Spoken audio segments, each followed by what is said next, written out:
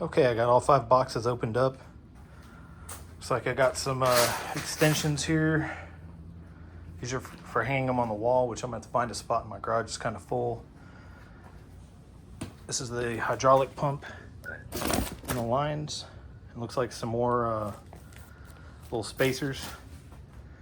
And then I did not expect them to be packaged like this. The box does say the box could be tore up, but the jacks will be fine. Yeah, I believe it. Benpack did a good job on this. So cutting the straps, removing that big piece of wood. Here it is. And yep, they are right. There's no damage to here, even though the boxes are all jacked up from shipping. Just like the other side, no damage at all. Everything looks really nice. This one's got an instruction manual and a little pamphlet that says, "Do not return this to the store. Contact Benpack." These are all the parts out of box 3. It's got 2 different sets of like spacers for lifting, 4 hydraulic hoses. I'm not sure what's in this little box here.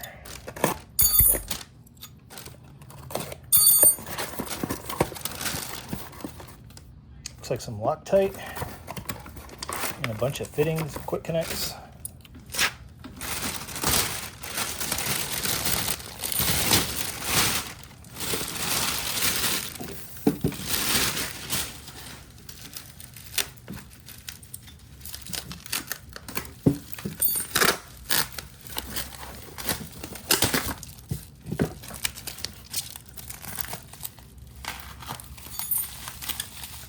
Looks like they leave it up to you to fill it with hydraulic fluid.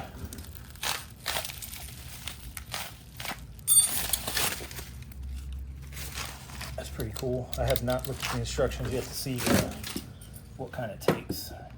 We'll figure that out.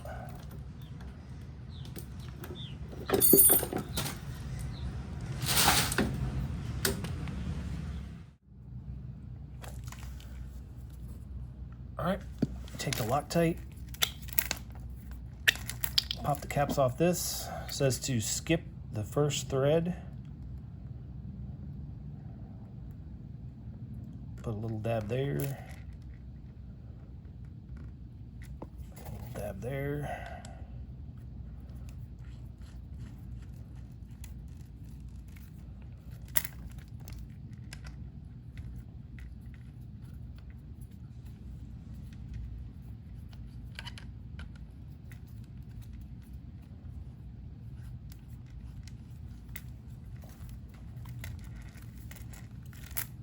I'll tighten these down with 2 wrenches in a few minutes. But that's the short hoses that are assembled. Both of these fittings go to each one of the jacks, and the rest are going to be for quick connects to attach the pump.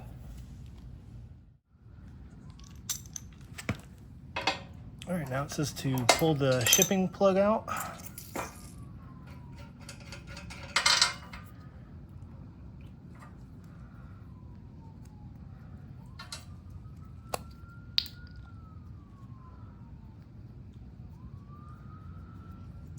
Now you install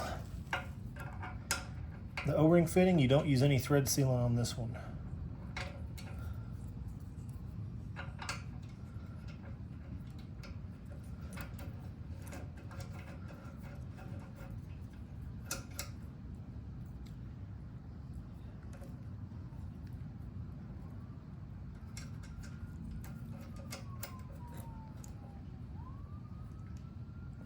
And you just tighten this down with the wrench, another half a turn.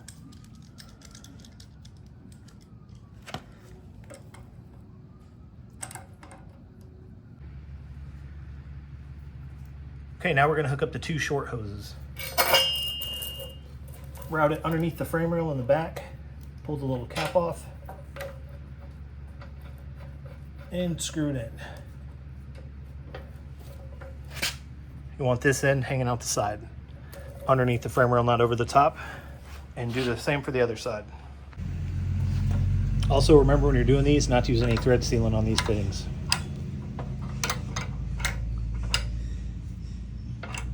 Also don't over tighten them because you'll damage them in the leak.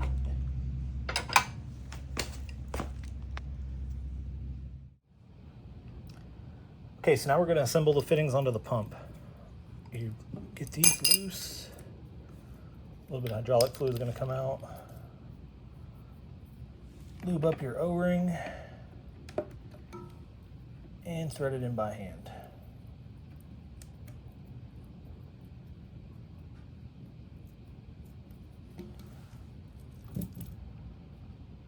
Same thing goes for the bottom one.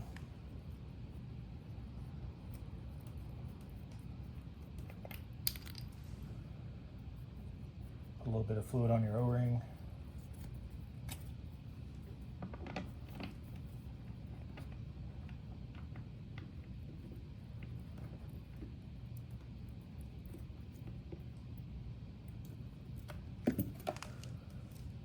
And thread it in by hand. I can do 1/2 turn on each one to snug them down. All right, they're all snugged down.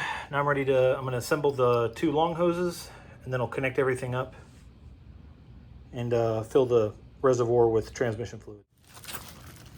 And it's going to be the same thing on here. Put a little bit of that on there.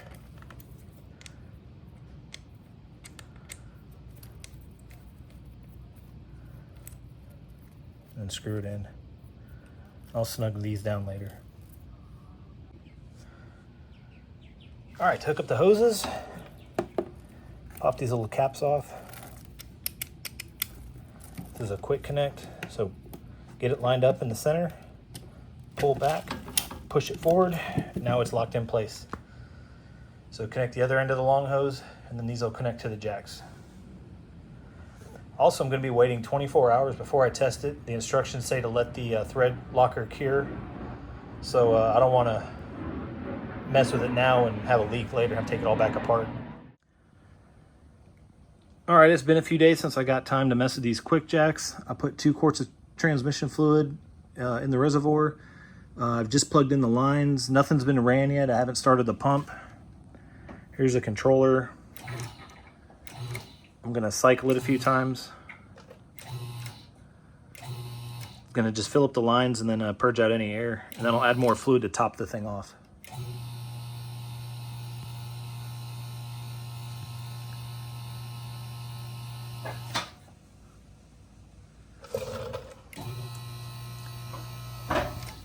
Oh, and it looks like we're rolling.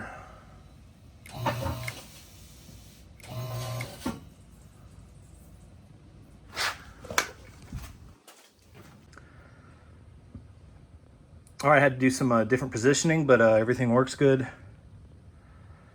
I'm gonna go ahead and lower it down now.